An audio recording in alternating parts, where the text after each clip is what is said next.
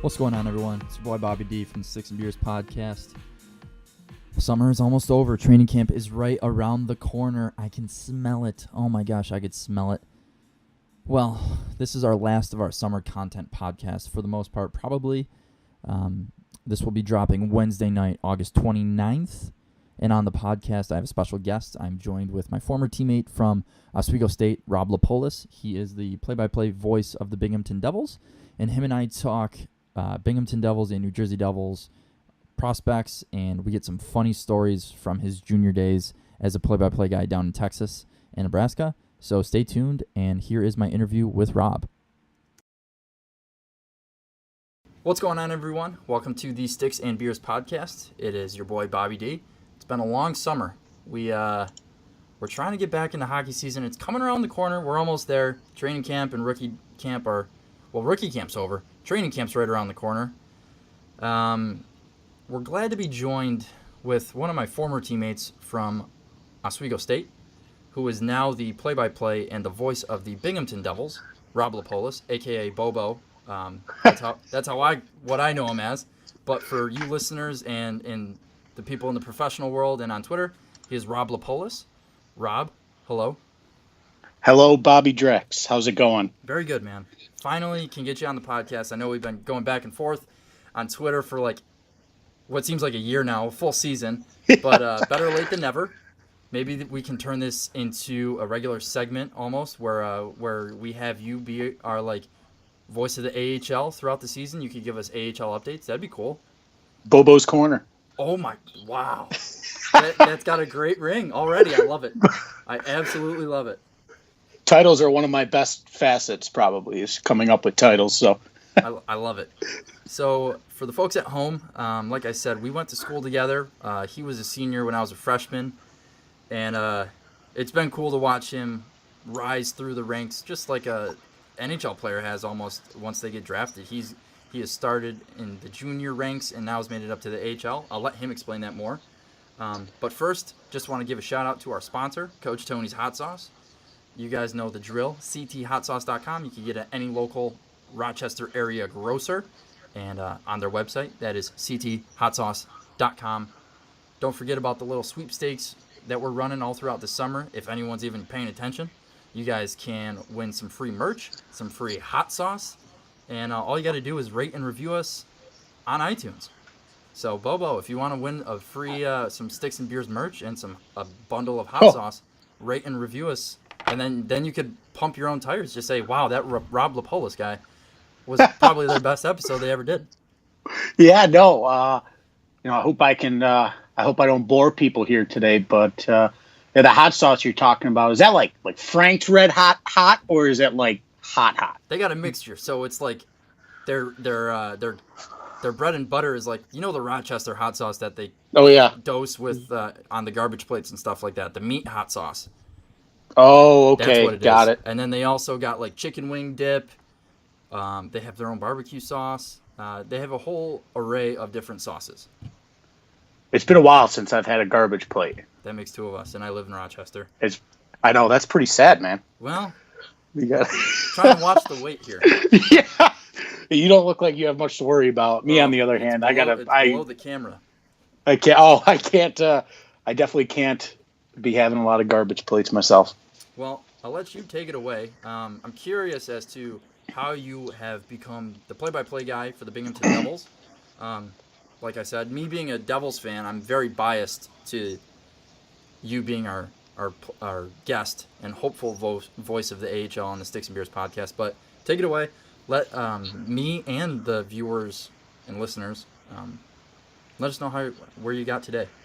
Yeah, so I guess, it was, I was probably 16, and I first got an internship when the team was the Senators here in Binghamton. So it's pretty cool, like, being from here, and then, you move away and you just happen to end up back in the place, that you were born in. But started with, internships and just kind of practicing a lot. I'd go to the games, and I wouldn't consider myself, I started as an intern, but then really started just doing games from like one of those like posts in the corner of the rink that they have the light posts. When teams come out onto the ice, there's a goal scored, you see the huge light, that's on the players. Yep. That's kind of where I had to push the thing to the side and set up a chair and then a second chair to put the equipment on. So that was an interesting view, but it was, honestly, like it's just about, getting reps and, I don't know how good you were at podcasts at the beginning, but the more you do them, brutal. Yeah, the more you do them, the more comfortable you get with everything. So that's kind of how it was. And, everyone's like, hockey's so fast. Like, how do you do it? It's like, when we watch it, when you watch it and when I'm watching it, you're just so used to watching it. You really don't think it's, terribly fast.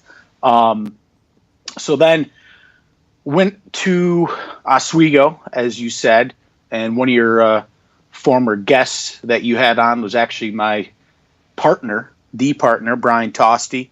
He liked throwing hip checks or trying to because he's like 5'2", but then he would miss, and then it was always an odd man rush on me. So just a little funny tidbit there. But on the club team playing, and then actually did a lot of the away games for the D3 team. I was the only guy who had a car, so I kind of just got thrown into that one. But it was cool. It was fun. Like, went to some interesting places. Hamilton College. It's literally just made of rocks. The building. It is so cold in there. And then Hobart is pretty cool. But the name of the arena, I think, is what is it? The Ice Box or something like that. And it is cold there too, because that's right on the lake. Yep. So that's cold. But Utica was probably the coolest, away rink. Obviously, they now have an AHL team there. So, but they get some huge crowds for the D3 team. I know they do a teddy bear toss, I think, there. And, but it was cool traveling all over. Got to do the national championships 2 years in a row. The cool. First one was Placid, and then the second one was out in Minnesota, where the two rinks in Minnesota where the colleges, they're connected. So there's the women's rink and then there's the men's rink. Mm-hmm. And they had the D3 championships on the women's rink, and it still holds, 3,000 people. So it was kind of cool, but it's always tough. Like when, even when Oswego was in the nationals, the Frozen Four per se for D3, if it's not, it wasn't a huge crowd there. It's it can be, a little bit of a hike out there. So it's just tough. Like when, obviously the D1 Frozen Four, the crowds are huge there, but it's sometimes tough. But I'm getting off track here, so I'm going to kind of get back on track. So did the D3 nationals, and then I was trying to get a job because I actually transferred there. So I wasn't at Oswego for 4 years. I transferred in as a junior, and then trying to get a job right out of school. I was working at a golf course, mowing and weed whacking and just playing a lot of free golf, and saw an opening, pretty much applied for everything, and then saw an opening down in Texas, and I was like, oh, that looks pretty cool.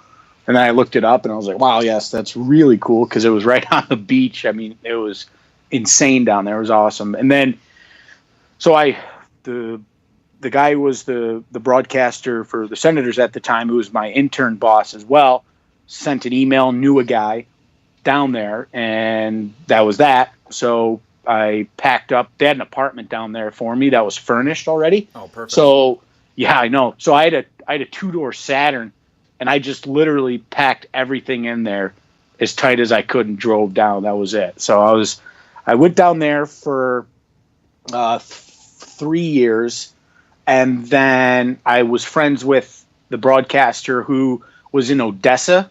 That is West Texas. If you've ever been there, it's a crazy place. The fans were wild, and the high school football is nuts out there. So we would, during football season, it was always tough to draw during football season anyway down in Texas. But we would get our first game. I'll never forget. It was probably 8,000. I mean, it was sold out. There's kind of like an upper deck. There's upper deck on the sides, and then the seats behind the net on the one. It's a horseshoe, but the seats behind the one end go all the way to the top of the upper deck. So there is like, it's so hard to explain it, but like the upper decks are on the side, but the end zone seats go so high up they equal the top of the upper deck. If that makes sense. There's just not two decks on. It's just one big thing. But so opening night, and I was like just at the beach the day before, down calling hockey, and like I'm like, man, I go, this is pretty sweet. And then actually won the game on a penalty shot in overtime, and that was interesting. And ironically, I don't know if you know the two names I'm about to say, but I think you'll know one. You probably know two actually. The goalies that night were Connor Hellebuck, and Anthony Stolars. Obviously, I know Hellebuck. Yeah, so Stolars part of? Stolars is Philly. Oh, okay. Is he like their? Yeah, he's a Lehigh. He got hurt though. He was out.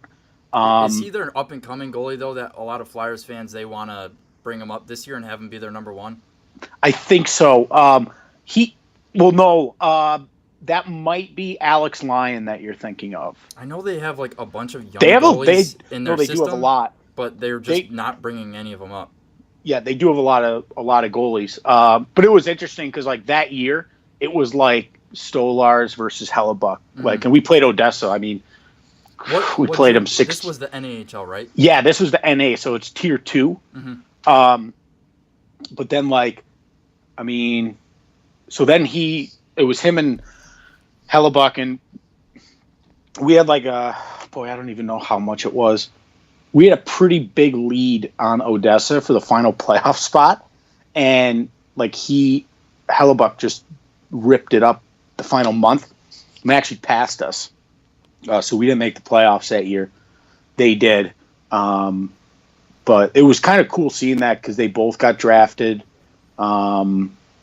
Stolars was second round, 30-something overall maybe, or in the 40s. And I think Hellebuck was late 6, actually. Yeah, he was a late pick. And then he was one of the top goalies in the entire league this year. So it's interesting. I love seeing things like that when you have, a guy, or like how many teams, pick up the Red Wings, who are known for it, pick up all those late round guys, and they turn out to be Hall of Famers. So, but yeah, so down there in Texas, that was fun. We went to there's a lot of interesting places there, like not in a bad way, but like Odessa was, I mean, that's you kind of feel like it's oil country out there, which it really is, So, we had the press box is on the penalty box side. So they had, I don't know what it was, dollar beer, whatever, tall boy night or something. And you always you get the feeling like it's, you walk in and you're like, all right, this could be a rowdy one. And there was there was some good, this is right before all the fighting rules came in. Yep. So my first year we had 6 line brawls. I mean, it was crazy. But now you have a line brawl, and if you're I think the rule in junior, if you're a second fight to start, you're just gone. You're out automatically. And I think it's a 10-minute penalty now. Yeah, I think the OHL, it's something like if you fight 3 times, you have to sit out a game or something like that. Yeah, but even your first fight, I think it's a 5 and a 10. Oh, no, it's 5 and a 10. Yeah, so you're out for 15 minutes. So everyone fought with 15:02 left to go in the third period. So you didn't get suspended. But so we are. I'm trying to think. It was after the game, so I'm in the post game show, and I think Odessa won this game, and then this brawl in the stands starts. They're fighting each other in the stands, and the press boxes in junior. There's especially we're down in the NA, there was, some places you're literally right there. Like so this fight between fans starts out, and it was like 5 people, and then someone, I don't know where, but it went. Someone did something like it was over, and then like a cheap shot came in, and they all like started back up. And they ran down. It was on the concourse now, so like you hear they had the Texas Rangers there, and they were running down, and that was pretty crazy. That was a wild time. And then there was another place, Amarillo, and where you would leave, we had to have like a police escort out because there was like a huge brawl after the game. Like one of the guys went after our player who was carrying off the sticks. It was like, I mean, so he had like 60 sticks in his hand, and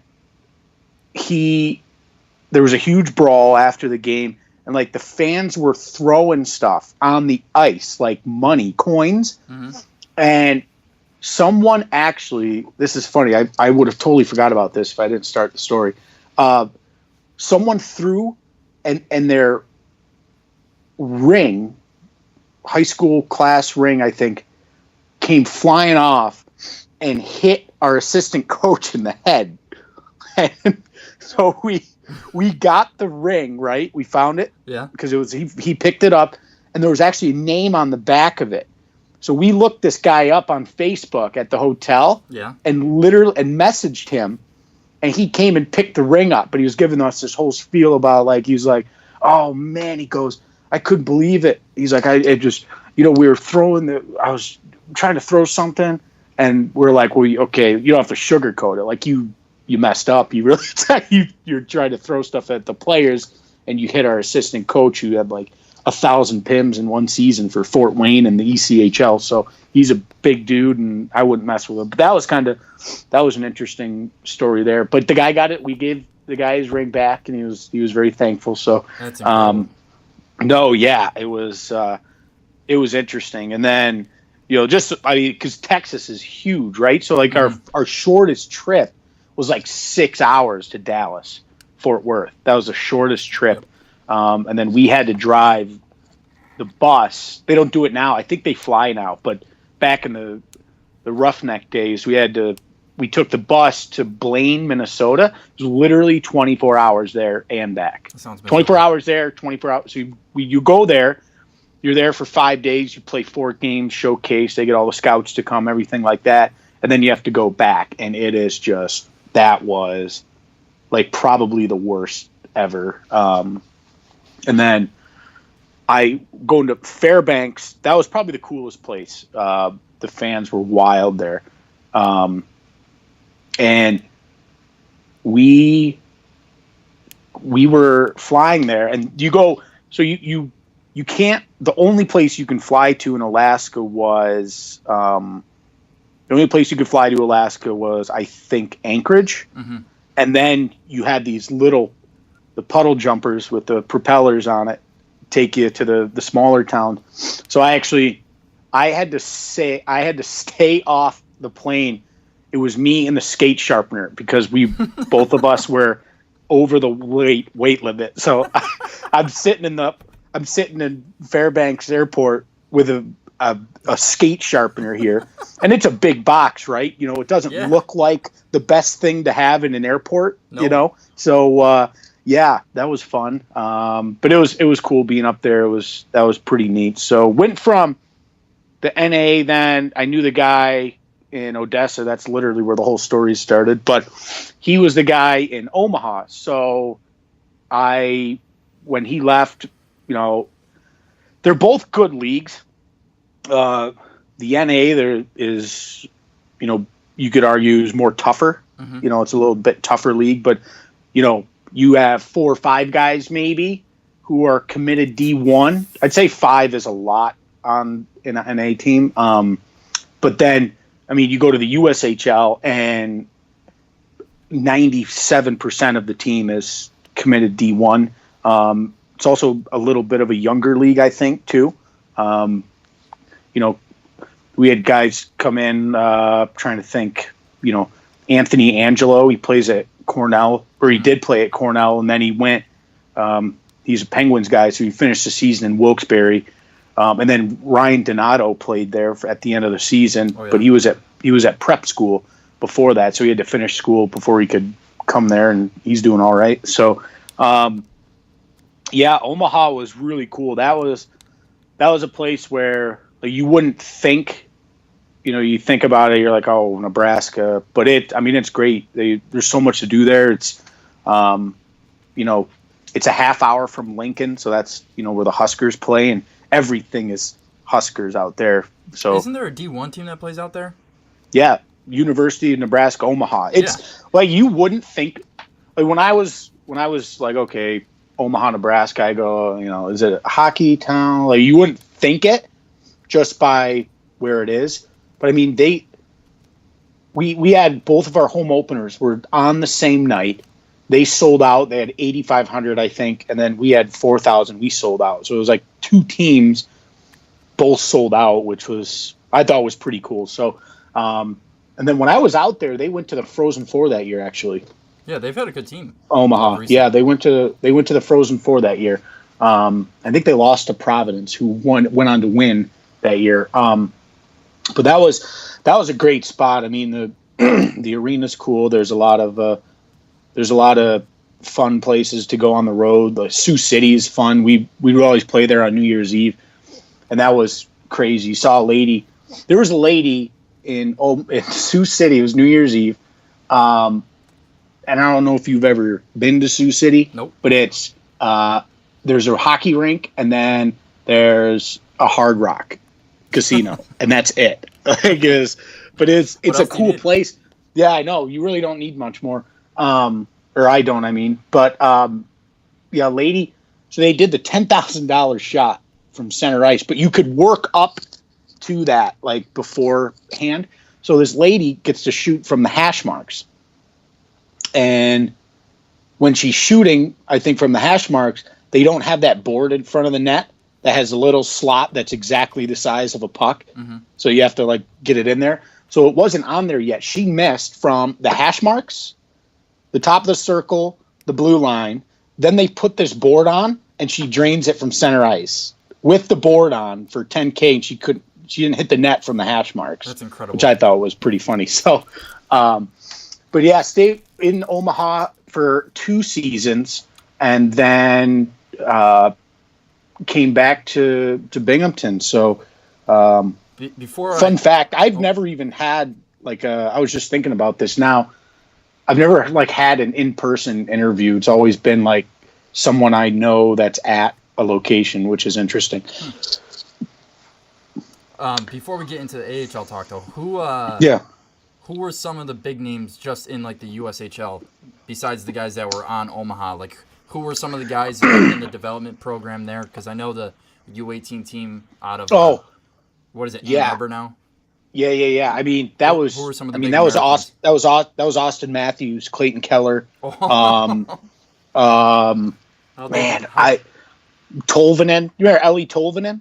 Yeah. He was on Sioux City, and I think he's that Nashville kid, right? Yeah, but he couldn't go. He wanted to go to college, and I don't think he could. Something happened. It was weird. Maybe he wasn't eligible or something like that. Well, no, I think it was the team he played for was maybe considered semi-pro, and no one knew it because some of those overseas leagues. Yeah. So, yeah, that was weird when that happened. But Kiefer Bellows was on Sioux Falls, and then who's the other? Who's the prominent? Will Borgen. Will Borgen was. Oh yeah, he's a Sabres guy in Omaha. Yep. Is there a prominent team in the USHL, like how the London Knights are in the O? Or is there? It actually, I mean, it hasn't been recently, but I think Omaha has the most Clark Cups and Anderson Cups. Gotcha. I think they have 7. So that it's them. Dubuque is really good. Mm-hmm. Dubuque's always good, but Yeah, there were some like there were some wild things like in that league. We had it was I wish I could actually in front of my laptop. I'm gonna see if they have this stat up here still. So we are in Ann Arbor. It's not the program is now Plymouth, is where the old OHL team was. Gotcha. So they are in. I'm trying to think of the arena name, but it's a nice arena in Plymouth. But Ann Arbor, it wasn't really good. The arena. What I'm saying is just they had some side seats and that was it. But now, like they're in Plymouth, so they actually do get, some fans to come to games. Old, OHL fans. They have a lot of tournaments there too. So we were in Ann Arbor at the time, and like that was the Matthews. I'm going to try and find the roster of this team, but because you're going to be like, whoa. What were the total years while you were there? Because one of my buddies played for the Indy Ice and the Chicago Steel before he went to St. Lawrence. Well, what was his last name? Woody Hudson's his name. I don't know if that sounds familiar. I was there. He was a 92 birth year, so. Okay. Yeah, I probably might have been still in Corpus. Okay. Maybe at the time. So I think when I was in Omaha, it was like 94s, 95s. Okay. Maybe. But, okay, so looking this up here, might have been 14, 15. Let's see what we got there. But, so they have two teams. Yeah, because they have Team the USA. U18s and the U17s, right? Yeah, but they count as one. How does that work? make sense? No. So you play the 17s once and the 18s once, but in the standings, they're USA one hockey. team. Yeah, they're one team in the standings. So each team plays half of a schedule, basically. If that makes sense. Those guys, they bebop around and play like D3 colleges and stuff. Because I remember the U18 team, when Steven Santini was on that team, they scrimmaged the D3 Oswego team. Yes. Yep, I remember that actually. But so like some of these names, if I can pull up. So it was 13-14 that this happened. And so it would have been a home game for them. So basically, I'll get going on this. Matthews, like, crossed center ice, just skating around during warm-ups. Yep. And he got a warning, and I didn't see this happen. So he said he got a warning. Stay on your side. And, yep. So he did it again. And they called a penalty before the game started. So now they come out for the game, and I was like, what's going on here? And so we start on the power play. And so the puck drops. It was, let's see here. It might have been a different year. Yeah, that was. So it was, I probably lied, it was 14-15. And, oh yeah, this was it. It was a 7-2 loss.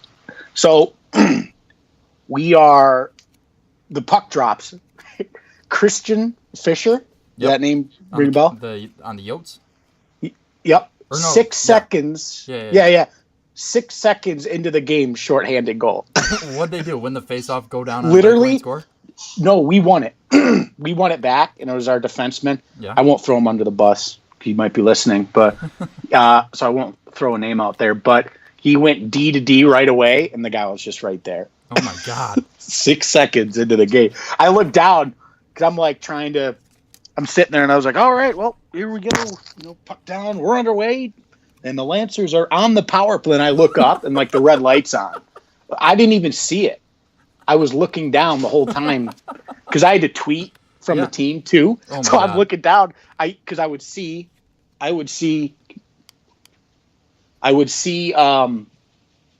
the puck drop. And I'm like, okay, game on. And by the time I hit tweet, we were down 1-0.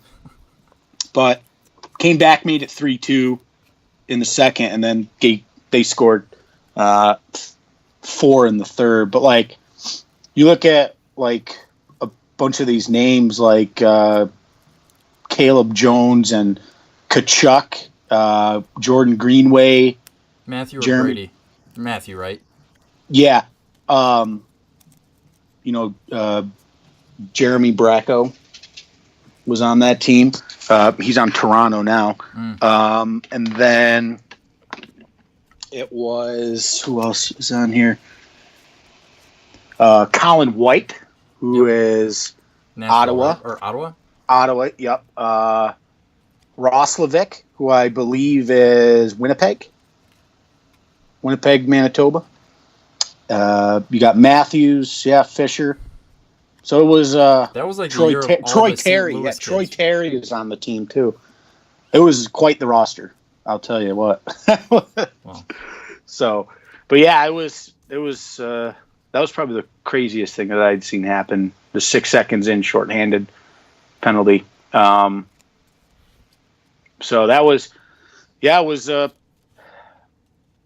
gone for what, seven years, and now you're came back to the snow and the rain. And the beautiful Binghamton, New York. Yes. I live in Windsor though. I live in the middle of nowhere, so I don't even have cell service out here. So good thing I have Wi-Fi. good Wi-Fi. Yeah, seriously. Well, that is it's a good segue, because now that you're with Bingo, and I'm mainly calling you about to figure out these NHL prospects that we got in the Devils system. Yep. So really, well, first of all, I got a question that I heard on Spit and Chicklets, where Ryan Whitney was talking about when he got sent down into the AHL. He said that Bingo has the worst barn in the AHL. Fact or false? Oh, totally false. For an away team, I think it's a tough place to play in. Nowadays, when you go to these state-of-the-art places, I'd say there has to be like some sort of code where the seats can't be like a certain angle, I guess. Like you can't have it too steep. Mm-hmm. Where if you look at pictures of the Floyd, it's a straight, like, I've seen it. Oh, it's straight up. Like you could each direction. You could throw. I mean, if there's a hat trick, you could throw from the top row and easily make it to the ice. And it's one of those places where it seats 4,710, but if you get 3,000 in there, it could get rowdy because everyone's just right on top of you. So, and then they're making I'd say the one thing was the benches. They're so small. The bench literally goes from center ice to the blue line. So like nowadays you see these benches and they're going like to the top of the circles now in the offensive zone, and they're in the zones. For easy changes and stuff. Yeah, all that fun stuff. So, but now they're extending the benches, and I think it's and again I'm biased, but like there's a lot of places we go where there might be a bigger crowd. There might be a huge crowd, right? But it's, you could have 7,000 people in a 12,000 seat arena, and it might not be as loud as here in Binghamton. But hopefully they have a lot more to cheer about this year, though. It was they definitely, the fans deserve it, and there's been some shake up here, obviously, not only player wise, but hockey operations wise. So coaching. The whole, they added an assistant coach. Now there's 2 assistants, and for Sergei Brelin. Yep.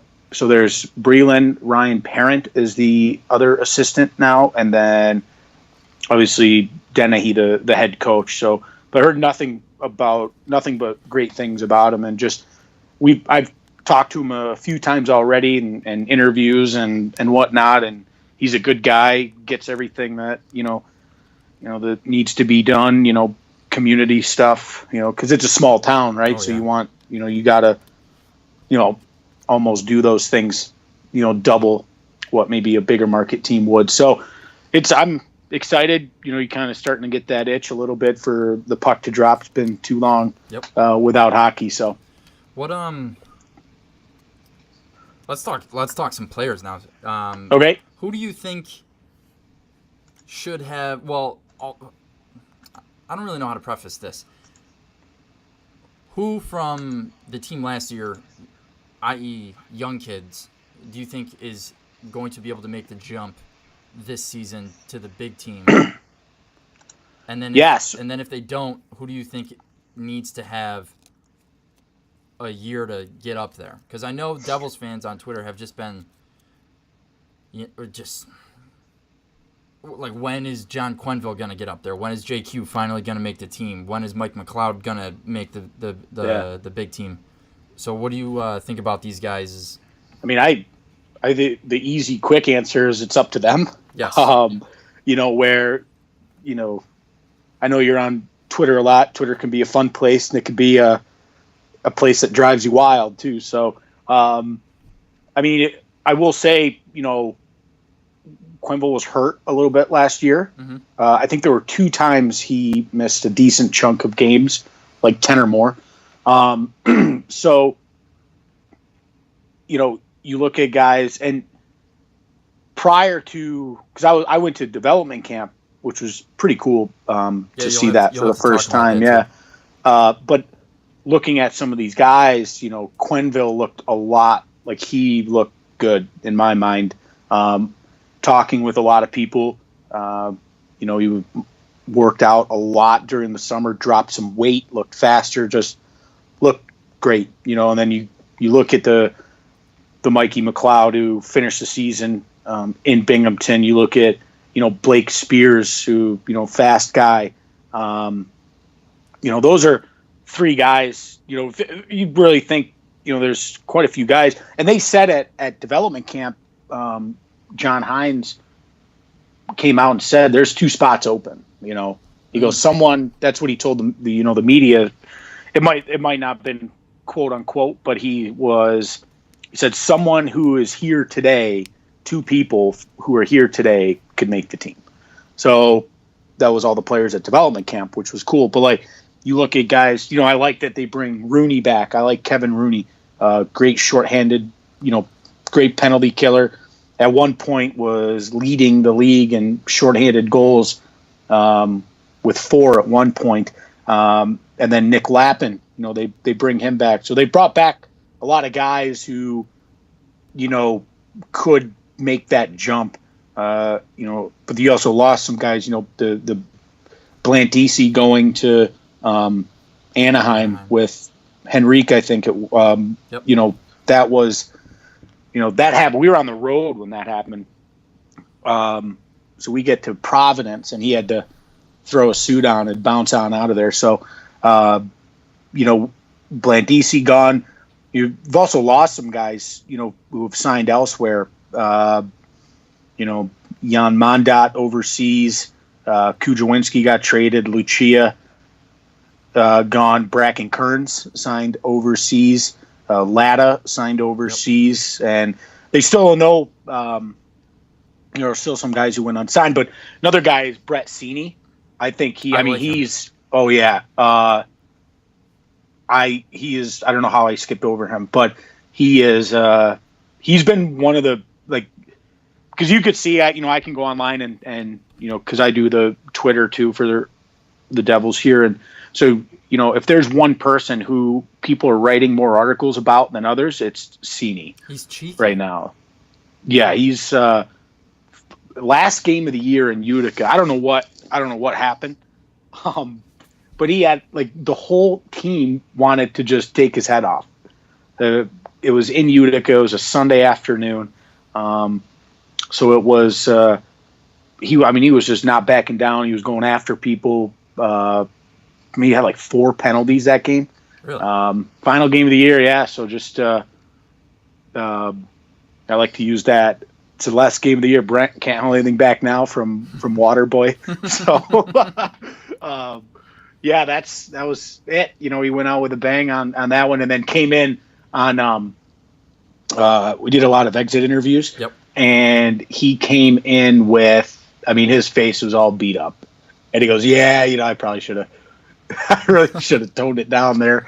But you know, he goes, got the whole off season to heal up, and then you know, one of the cool. I was dying when I saw this. I don't know if you've ever heard of this. I had not heard of it, but they gave out the Green Jacket Award, and it's the guy with the worst plus minus. So yeah, so you know, golf, you want to get the you know, the highest minus pretty much, and so they had to give a guy the Green Jacket, and he had to wear it during the interviews in front of the TV. So that was kind of funny. But yeah, it's, you know, those guys, you know, you look at, you know, Spears, Quenneville, you know, Nate Bastian too, you know, Brett Sini, Pietala, you know, he's fast. He played some games there this past year for New Jersey, and then Nick Lappin too. So there's a lot of guys. They brought back the guys who have the best chance to make that. So that's good to see too. And they signed some veteran AHL guys, which I liked, to help the stability of the team. That's what Rochester did pretty much this past season. Oh yeah. Oh my God. They've been signing everyone. Yep. To AHL deals. So, but yeah, you know, I like it because, you know, you look at some of the points that were lost, right? And then you can go and kind of you can look at the guys that they've signed and say, okay, you know, this guy can, you know, probably take the place of this guy, where, you know, Bracken Kearns was, you know, lead, you know, way up there in the points, and was second or third in points on the team. And, you know, so he signs overseas. Then they go out and they get Tangradi from Grand Rapids, you know, Calder Cup championship, led the team in goals this past year. So that's a good one. You know, and they signed Eric Gryba to a two-way Gryba deal. He'll probably, I don't know. I don't think he'll be with New Jersey. I think he'll be, if Steven Stantini can finally like win over John Hines, then I think Gryba will be down. Well, Santini just signed a one-way. Right. So he'd have to go through waivers to come down. So they don't even expect him to. That's true. You know, to be down. That's how I see that. You know, if you sign a guy, you know, to the one-way like that. But, you know, you get guys like, you know, Michael Kapla. He was voted as the Rookie of the Year by the coaches for the team. I like Sharon Govich too. He was the draft pick, and he signed an entry-level contract. So we'll see where he winds up in the fold of everything. But yeah, they've had some good signings this offseason. You know, you always get those late ones too. Like last year, Tim Kennedy was an invite to camp, and then signed an AHL deal and was like fourth on the team in points. So, you know, you'll get those last minute guys, and you could even get the last minute guys that are in New Jersey, right? You know, and because there are, you know, you come out and say, okay, we got these two spots open, but then, you know, you get those late August, you know, mid-September signings for the, you know, 1 year, one-way contract. You know, like Hayes was on, or trying to think of another name, but it slipped my mind. But yeah, you get those. So, I mean, you could see that happen where, you know, then now you're starting to get that trickle effect where, you know, guys are now making the roster in New Jersey. So now guys got to start trickling down here. And then, you know, you're going to get guys to start trickling down to Adirondack too. So, you know, you might see that happen too coming up. I want to run some guys and names past you. I also want to ask you about the goalie situation in New Jersey, but ultimately Binghamton, that a lot of Devils fans are concerned about. So I mean, let's start there. What do you think about the goalie situation with Blackwood? Do you think he'll finally start playing it and putting things together? Well, you got to look at, you know, we'll start with, you know, so they sign Eddie Lack, right? And you know, how long is, you know, Schneider going to be out for? You know, what happens after he comes back? That'll be the one, you know, question, that I think everyone's trying to get answered is, when Schneider comes back, what happens? Because you got Cam Johnson here. They didn't bring Appleby back. They kept Blackwood. Or he's got 1 year left. My bad. Yeah, he's got 1 year left. ELC. Yeah. So they have to keep him now. But I mean, I don't know if this is, we'll see what kind of year he puts up, because after this year, the guy's looking for, a deal, right? So it's got to be a big year for him, and I think he knows that, and then Cam Johnson, I like that one too, good guy, talking with him, he got thrown into it in Wilkes-Barre actually, and sold out crowd in Wilkes-Barre. It had to have been like 9, I think it seats 9 or 10,000. 4 goals in the first period. So we're already out of the playoffs at that point. So I remember talking with the coaches after and with him, and they're like, "Oh, nope, you're staying in. We want to see how you rebound." Which, I mean, it's like a tryout kind of for him. But he came back and he played 2 really good games, on the road. In Utica was a really big one. And so it was good to see him bounce back, but both were losses, unfortunately. In overtime, actually. It was Utica and then Hartford back-to-back overtime shootout losses. So right now, I mean, if you're just looking at the depth chart, you got Johnson and Blackwood here. And then up top, you got Kincaid, most likely the starter at the beginning of the season for New Jersey, with Lack there as well. But then what happens, when Corey gets back? Because now if you send Lack back down, now you're waivers, right? So I feel like everyone, looks at goalies, coming through waivers. So would he get I don't know. So, but yeah, that'll be, what'd they say, November for Schneider maybe? I just thought he was going to miss if he misses most of training camp, then he's got to still get in game shape, which will take a month. So, I would probably say about November. Okay.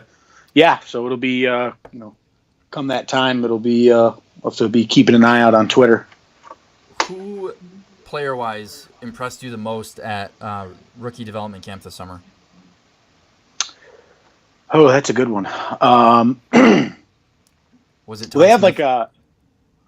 Yeah, he was. I mean, I liked him obviously for obvious reasons. You like him. And then I think he had 4 goals. I know he had a hat trick in the scrimmage. He might have had 4, but anyway, it was. I think he looked good. I liked the Gilles Sen in net. I love that name. He looked. I thought he was good as well. And then obviously I talked about Quenneville and how he looked. Just watching him from last year to where he was at development camp now, I thought he was really good. Cini is really good too. Joey Anderson, we'll see what happens, with him this year. He looked really good. So a lot of the young guys, did look good out there. It was tough because I was announcing the game. So, you're trying to, we had a lot of guests on. We had Bryce Salvador came on because it was on Facebook. They broadcast on Facebook. So it was talking with him more than watching the scrimmage. But so ironically, I didn't watch as much of the scrimmage as I wanted to. But a lot of, I like, Tarek Hammond too, the defenseman they signed to an AHL deal. So we'll see. Because now you got the Prospects Challenge, right? Yep. Coming up in Buffalo. You going to that? No, I'm playing. That's the 7th through the 9th, right? Yes. I play in a very cool golf tournament that entire weekend, Ryder Cup style. It's at a golf course that is connected to a campground. So we camp, we play 18, and then we go have some fun and drink some sodas after. Yes. And this is the 3rd year. Apparently, the first year, the guys, I wasn't there the first year. They were apparently able to keep the golf carts and just drive back and forth every day. Oh man! So that I'm looking forward to that. It sounds like tournament of beers. It basically is, but for golf. where we camped out in the. Oh yeah. We camped out in the parking lot. Sorry, the dogs are. Yeah, no worries. I have the dog upstairs. Yeah. So I guess just a couple more questions, and then I'll send you on your way. Fire away. What do you think about this Arnie Telviti, this Finn, who he's going to Penn State this year? And I from what I saw on Twitter, both with my own eyes and then in the tournaments following that for Finland, he seemed to he seems to be like our Jesper Brett 2.0. No, he is.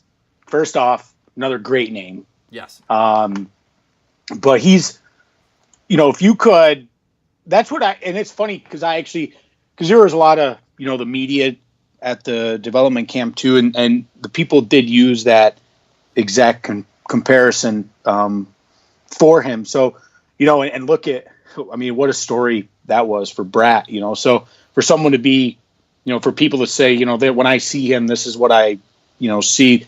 That's got to be great for him as well. But I'm sure the fans like it because, Bratt was a guy they're like, oh, okay, well, you're at camp, you're going back to London. He was a London guy, right? I think he was in the B League, the junior league in Sweden, and he was signed with London if he didn't make the NHL team. Which that's what I was going to happen. So he played 0 games. And then he goes straight to the show. Yeah, no, that I know that was like a big talk, for New Jersey. And it was a great year for him last year and the Devils as well. I remember I couldn't get to a game like all year. Then I finally went to the playoff game against Tampa. Oh. There was the one where Putty was there. Oh, the place was levitating. I'll tell you, because we were sitting down in the lower.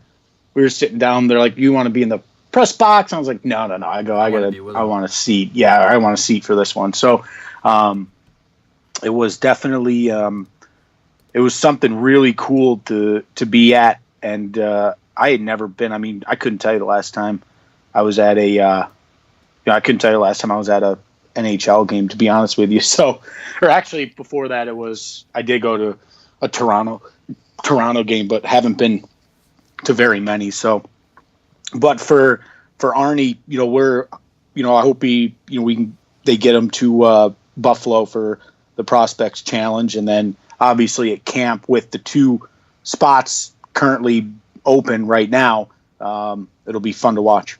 Yeah, I know. Do you know what the rules are for that? Because I think it's been announced like Fabian Zetterlund won't be in that rookie tournament. Do you know what the rules and regulations are for the European guys that are signed with their like Swedish teams, like Bolkvist and Zetterlund? Yeah, they. I don't think they come to that, to be honest, because they bust that. They all come to New Jersey, and then they don't all meet in Buffalo. They actually meet in New Jersey and then drive the bus up to Buffalo from Newark. So, but that is an interesting question. And to be honest, I didn't even think about that but those leagues start early, right? So those guys wouldn't come anyway. There's no way. So I think the KHL already started. Yeah.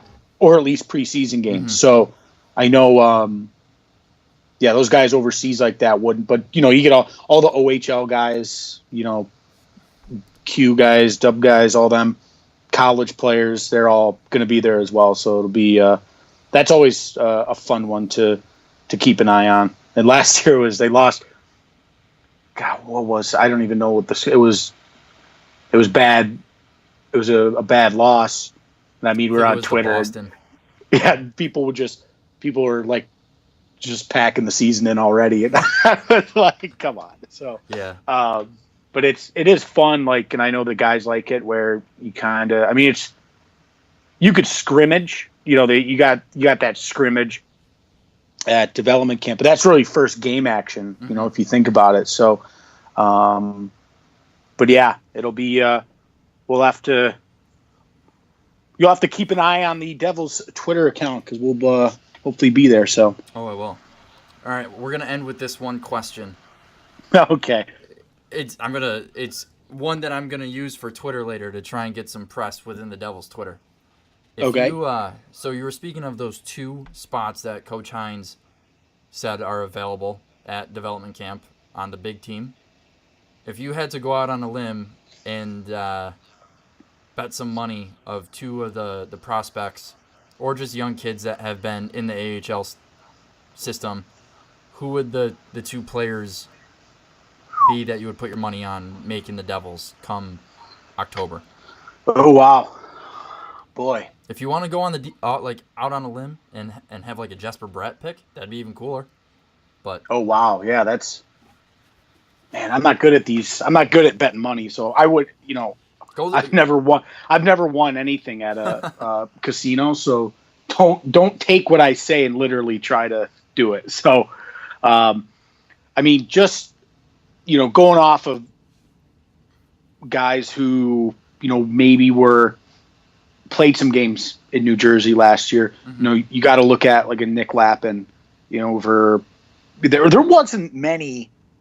There were not many. I'd have to, and I'm getting off on this one a little bit, but I'd be interested to see the stat of every team's call-ups and how many games they played, because there were not a lot, I think, with Binghamton. The Devils were relatively healthy all year, outside of Marcus Johansson being out for pretty much the entire season, and Palmieri missing like 20 games. Like Taylor played 78, 79 games. Nico played the entire season. Our defense was like pretty much healthy all year. And and then at that point you just only had healthy scratches.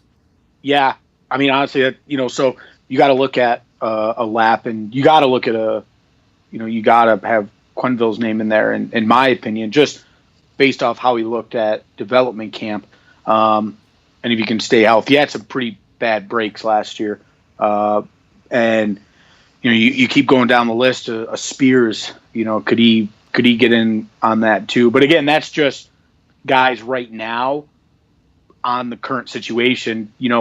Tomorrow New Jersey could sign 2 guys to, 1 year, 1 way, and maybe those slots are closed up for right now. Yeah. But, those are guys who I've seen down here, and, you have to think, what about Joey Anderson? Has he got a shot at that as well? National championship winner. So, we'll have to, you'll have to remember my picks and tell me how, hopefully I can be somewhat close on that.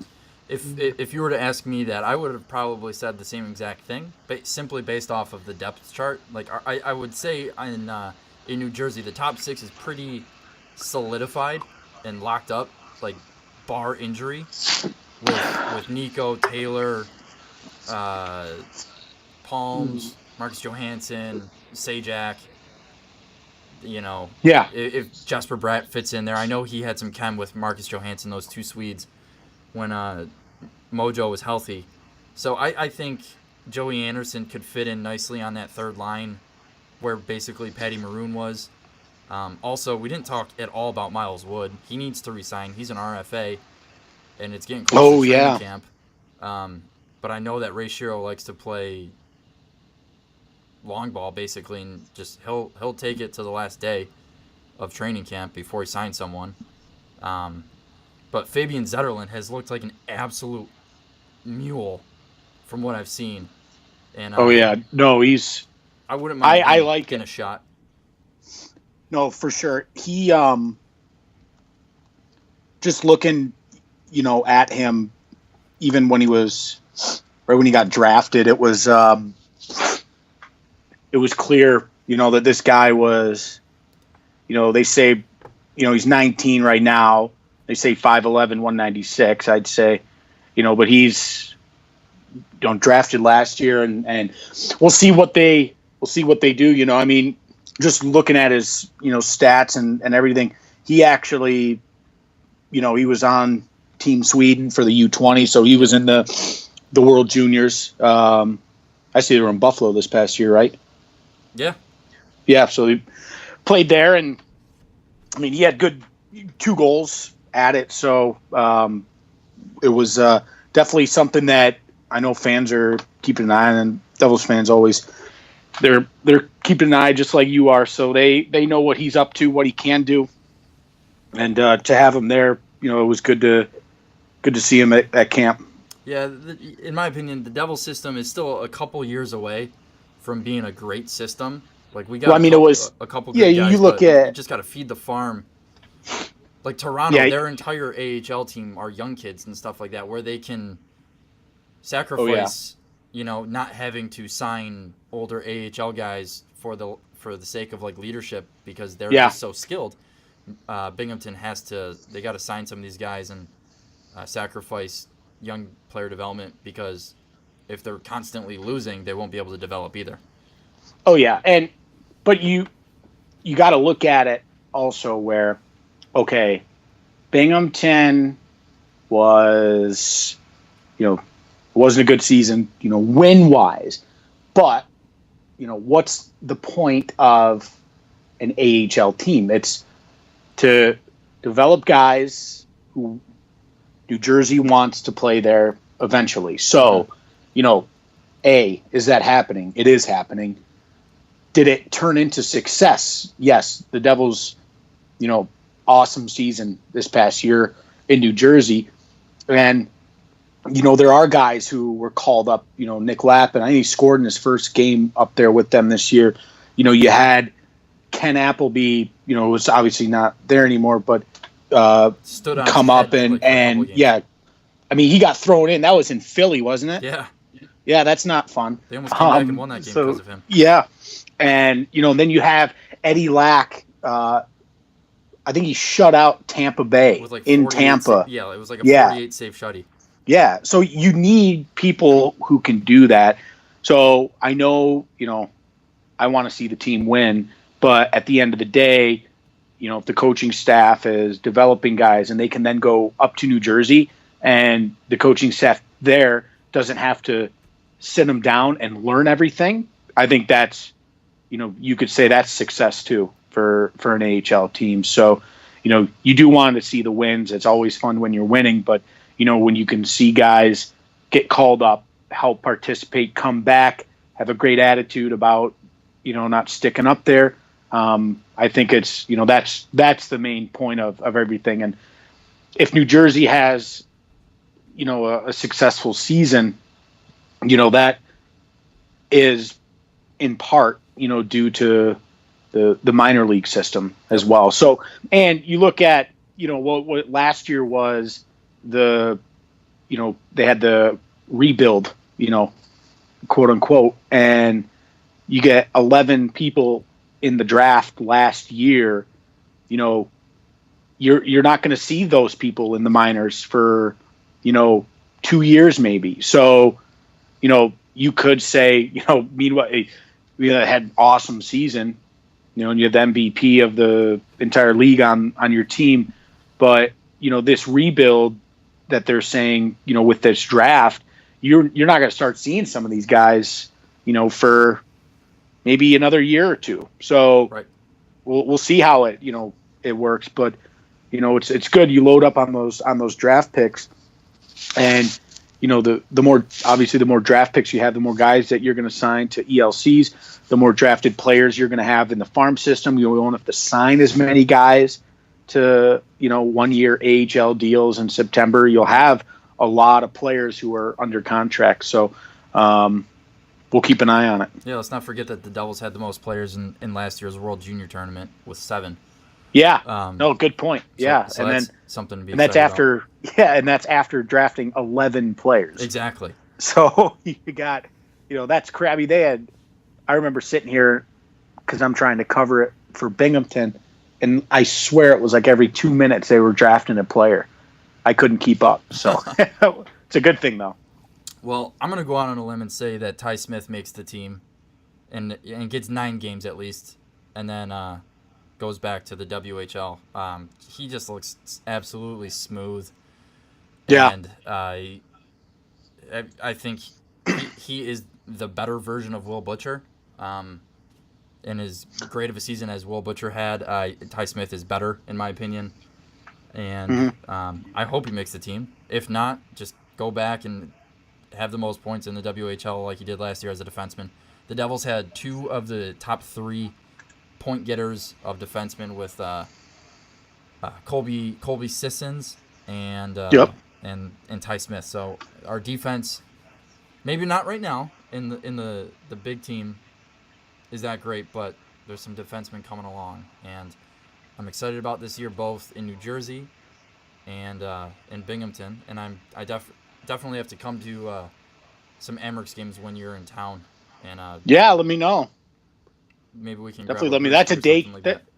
That's a day trip for us though, so couldn't get any garbage plates after. So you can hang out. Press box is pretty tight too up there, so yeah. But we can sit and chat for a little bit, and going back to, you were kind of talking a little bit about Ty Smith. Like, the one thing I like looking for, everyone will be like, yeah, he had 3 goals. Why isn't he, let's say he doesn't make the team, and everyone's like, you had 3 goals at development camp scrimmage. How does he not make the team? You got to look at other stuff. And one of the things that I like looking for out of defensemen is, like, when you're in tight spots, how do you get out of it? So you're in the corner, someone's, hard forecheck. Are you smooth? Are you panicky? Do you, how do you look on the breakout passes? Or you missing the missing the tape on the breakout pass? How, and I thought that all looked good. He can score. Yeah. But it's those other things that I try to look for, and I thought it looked good. Yeah, those tight quarter breakouts, all that. Skate that out. I couldn't. Those things that I couldn't ever do. Hey, that's why we played club. Yeah, that's why we played D1 ACHA. That's why we paid to play. Yes, exactly. But we were the only D1 team on campus. That's what I say. That's all that mattered. That's all that mattered. Bobo, it was a pleasure to have you on, man. No, thanks for having me, and hopefully I did tell some good stories. So hopefully that's. So you said you're going to be at the rookie tournament in Buffalo, correct? Yeah. Are you going to be in New Jersey for training camp at all? Probably not, because I got to do a lot of other things other than broadcasting and media. So, that's kind of when our season's getting underway a little bit as well. So I'll be here in Bingo getting ready for training camp here. Well, maybe it would be cool to get you on just for like a half hour or something like that to break down the rookie tournament, because I know a couple other the guys on the podcast are Big Sabres guys, and you'll be able to see them in first person.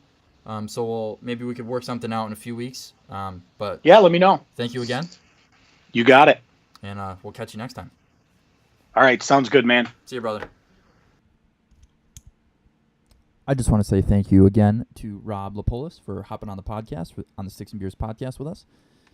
And guys, training camp's right around the corner. Don't forget to rate and review. We're going to be running that sweepstakes all the way through the end of training camp. And don't forget to go to cthotsauce.com for all things Coach Tony's. Heat and eat, baby.